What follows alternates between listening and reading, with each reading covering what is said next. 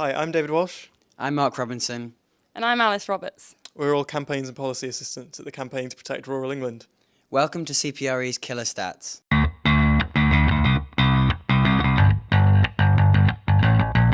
This is the start of a new video blog series where we present 3 interesting stats we've come across in our work.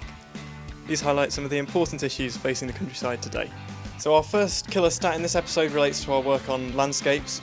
There's been a 5-fold increase in house building on areas of outstanding natural beauty since the introduction of the National Planning Policy Framework in 2012. Our precious landscapes are being subjected to a dramatic increase in major housing applications, with a corresponding leap in the number of units approved and the amount of land lost.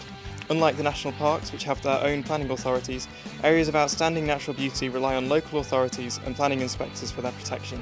But the sheer weight of applications and appeals means that large and inappropriate housing developments are getting through as local authorities struggle under pressure from developers.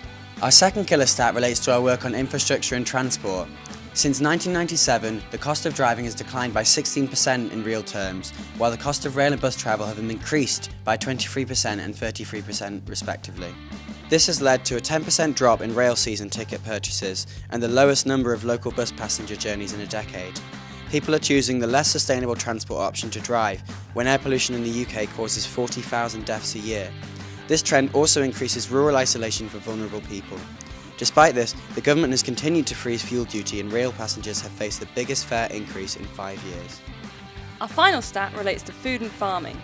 Did you know that for every £1 we spend on food, there's an additional £1 in hidden costs?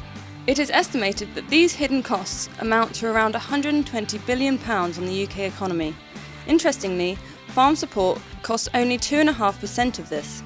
The main contributors include diet-related disease, food waste, greenhouse gas emissions, soil degradation, and biodiversity loss. Essentially, these figures demonstrate that polluters are not covering the costs of the externalities associated with food production. Meanwhile, farmers who are looking after our environment are the ones ultimately covering these costs. Thanks for watching the first episode of CPRE's Killer Stats. Let us know what you think in the comments. Keep an eye out for our next episode coming soon. Goodbye. Goodbye.